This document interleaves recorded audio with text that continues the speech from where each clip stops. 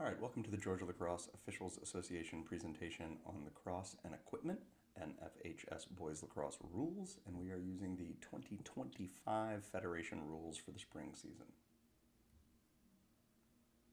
So, required field player equipment, and you will hear me make distinctions between field players and goalkeepers here. So these are defensemen, attackmen, midfielders, long stick middies, those guys. Anybody who's not a goalkeeper. They are required to have a helmet, mouthpiece, a crosse, gloves, shorts, arm pads, shoes. There can be no metal spikes on their shoes. All players are required to have a protective cup. They must wear shoulder pads that have the front chest protector that meet the NOXI helmet and shoulder pads standards. The home team wears white jerseys, and the visiting team wears dark jerseys.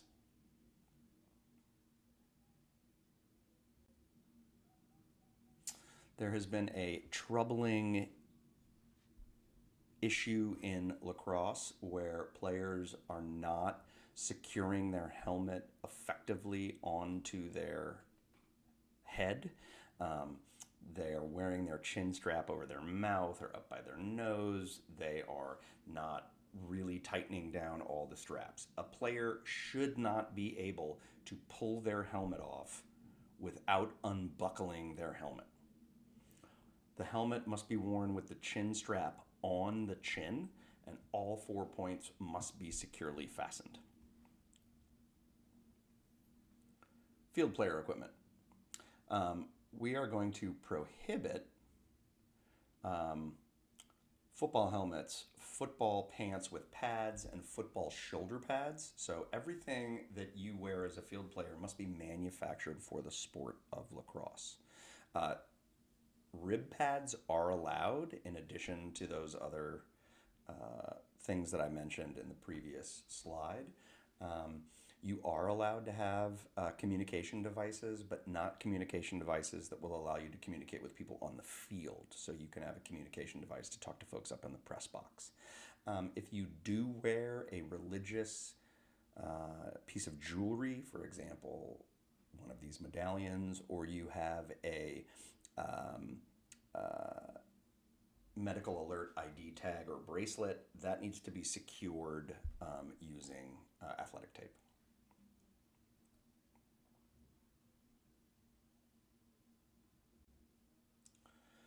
Eye shields and glasses. Eye shields. A player may wear a clear, molded, non rigid eye shield. Okay. Um, Players may wear tinted or clear eyeglasses, but they cannot wear both an eye shield and tinted glasses. That's the big thing. This really comes down to when the training staff needs to determine whether or not you've been injured or have a concussion. It's really hard to get a sense of what that player is going through if you can't look at their eyes. Cast and braces. Again, for football guys, this is pretty self-explanatory. It's got to be covered in a half-inch thick, high-density closed cell polyurethane, and you got to have written authorization from a licensed medical physician directing the use, and to protect an injury. That's required. You don't necessarily need to see that, but the coach certifies that that is what we've got. Braces, knee and ankle braces may be worn without padding. Goalkeeper equipment. I've made this distinction a number of times. Again, football helmet, hockey glove, football shoulder pads are prohibited. The required equipment is a throat protector. This is this bottom piece that goes under the helmet and guards the throat of the player. They need to wear a NOXI certified ND200 chest protector. This is really for both the field players and the goalkeeper players. This is to protect the sternum and prevent what we call commotio cordis. That is where you get a hit, usually with the ball, a shot, and it hits right in between the heartbeat. And it can disrupt the natural heartbeat, and so you can go into cardiac arrest. So the last couple of years, we've been making this transition. Now, optional. Goalies can wear football pants with or without pads, and they can wear shin guards.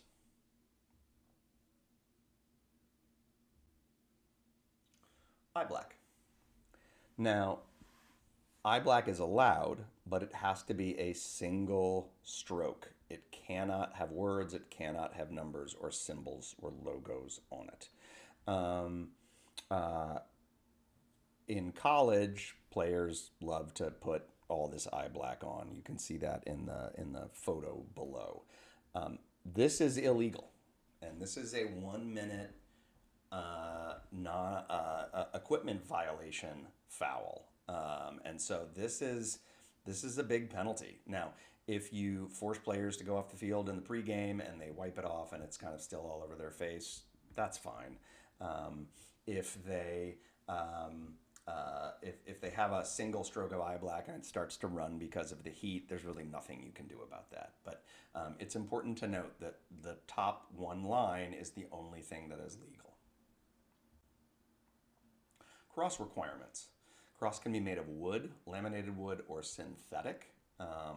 Hollow handles must have a manufactured plug. We have two different lengths for sticks for field players. 40 to 42 inches is what we refer to as a short stick, and 52 to 72 is what we refer to as a long pole. Handle must be relatively straight. Adjustable handles are not allowed in the game.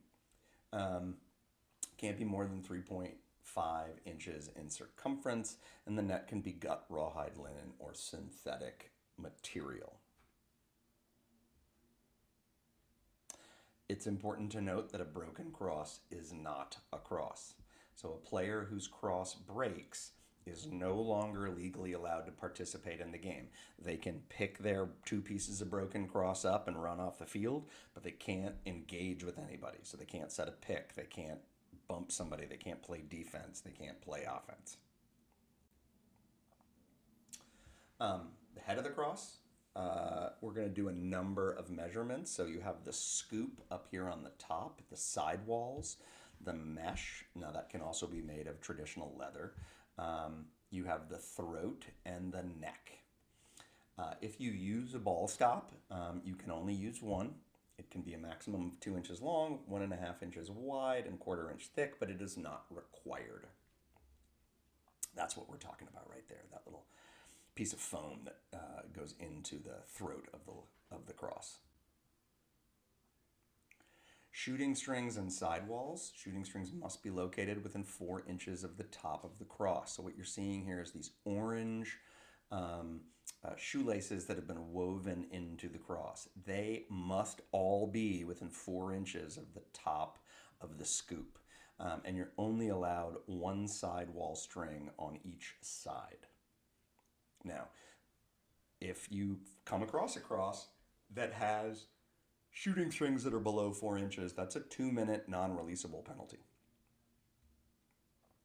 Any hanging strings, so these little bits that are sort of hanging off to the side, they can't be more than 2 inches long. We don't want these flipping into the face mask of somebody and taking an eye out. This is not a penalty, it's a get off and fix. So you just simply send the player off and say you can't come back in until you fix that. Pocket construction. The net must be completely attached to the head and the sidewalls. No gaps large enough for the ball to pass through. You cannot have hooks or lips that might ensnare a ball. And when you place the ball in the pocket, it cannot be below the sidewall. So if you see the top of the ball below the plastic of the sidewall, that is what we call a deep pocket. Here's an example of an illegal stringing technique.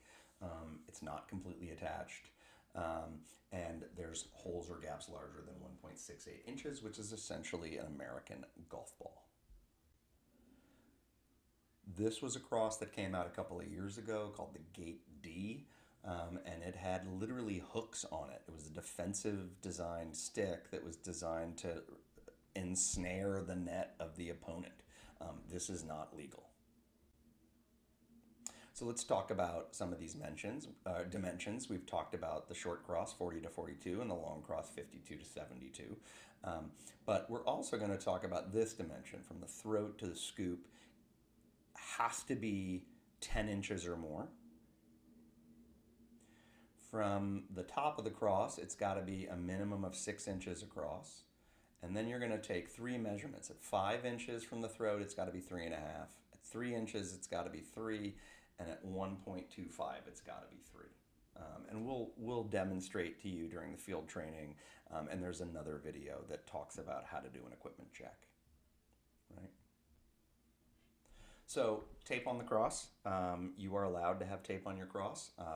The cross used in a face-off may not have tape on the head of the cross. You can have it on the shaft, but you cannot have it covering any of the plastic.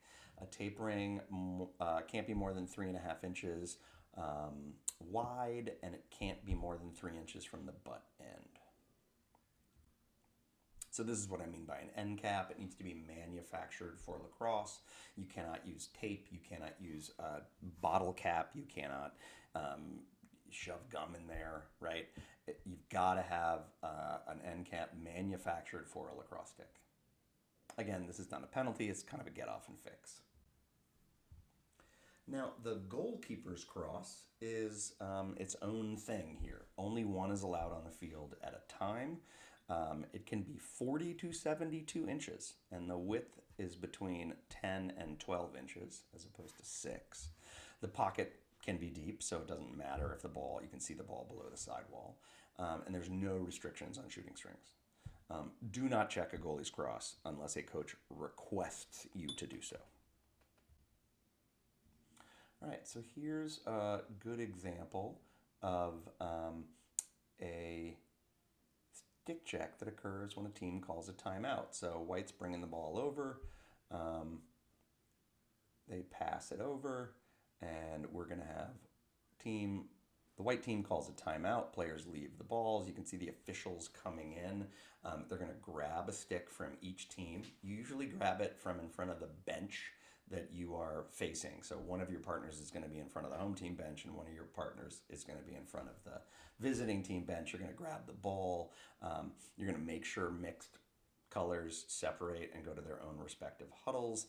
And then we're going to go through the stick check. So we're going to measure the head of the cross, and we're going to measure the length from the scoop to the butt end of the cross, and then we're going to do a series of tests where we drop the ball in and see if the ball freely dislodges when you tilt the stick upwards. And we'll do a deep pocket check as well.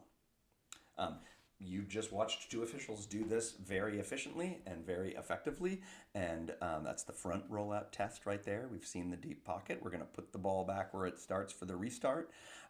Please do not throw the sticks at a player or onto the ground. Place them on the ground or hand them to a player.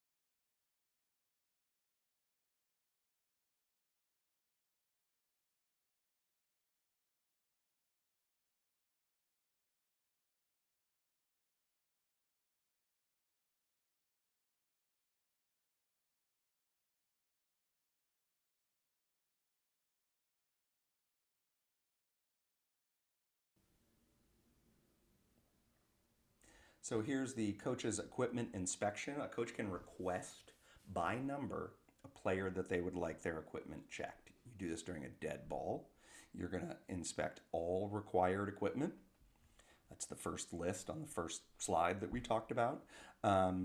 If everything is legal, there's no problem, right? We're gonna check the cross. We're gonna check everything. If something is found to be illegal, the coach keeps their free check. So think of it as kind of a challenge flag in the NFL. Subsequent requests that fail, if you lose your first free check and you want to do another one, you are allowed to request another one, but you will be charged a timeout if that equipment and cross are found to be legal. And if you don't have a timeout and it's all found to be legal, you're going to get an illegal penalty, illegal procedure penalty assessed against you. All right. If you have an illegal cross, whether it is for a measurement or a deep pocket, it is 2-minute non-releasable foul. If you ask a player for his cross and they immediately alter it in order to tighten the pocket or widen the scoop by pushing it into the ground or do anything of that nature, it is automatically a 1-minute non-releasable foul in addition to any violation, right? All sticks, whether it's a deep pocket or an illegal cross, can be returned to play as long as they are fixed. All right, illegal equipment. Not wearing a required or prohibited equipment is 1 minute non-releasable for all violations. So if you're not wearing the right shoulder pads, you don't have arm pads, and you don't have shoes or shoes that have spikes that are too long, it's just a 1 minute violation for everything. If you have both equipment and cross violations, simply assess the cross violation only, unless, of course, you have that unsportsmanlike conduct for them trying to alter the cross before they hand it to you. And then in that case, it would be a 3-minute non-releasable. Uniform violations are 1 technical foul for all violations, but once the game has begun, all uniforms are considered legal for play. So once you begin play and suddenly a team notices that, hey, there's guys with different helmet colors or their undergarments are not all the same, at that point we have agreed to play under the uniform rules. This is different than college. You can call a uniform violation at any time in a collegiate game. If you've got a substitute that runs on the field and you realize, hey, this kid doesn't have a mouthpiece, he doesn't have arm pads, he's this, that, or the other, you can simply send them off, right? And that's a great way to go over to the coach and be like, hey, man, he can't come in, he's not wearing arm pads. Mouthpieces are different. Mouthpieces are not an equipment violation, they are a technical foul. So if you see a kid who is not wearing their mouthpiece and you know that it's not there not as a result of play. So if a kid gets hit and his mouthpiece shoots out, just make him find his mouthpiece or send him off the field until he can get his mouthpiece. But my favorite example is a goalie. I restarted play and he starts walking up the field and his mouthpiece is right in the top of his helmet, right? He had shoved it into one of the openings, right? That's where he stored it during dead balls. That's a classic example of not having a mouthpiece. I will often see this on a face-off. A kid comes out and I go, 35, do you have a mouthpiece? And they, oh, it's in my, and okay, off you go, right? You are only allowed to have 4 number of long crosses on the field. Again, those are the 52 to 72 inch length crosses. You got to look for this, right? Coach can call for a double horn at the next dead ball if he believes his opponents have too many. But this is something that you always need to be paying attention to. Youth rules and youth leagues, some will allow long poles. Some will say everybody has to play with a short pole until they get to a certain age. So it's important to be aware of that as you're doing youth games.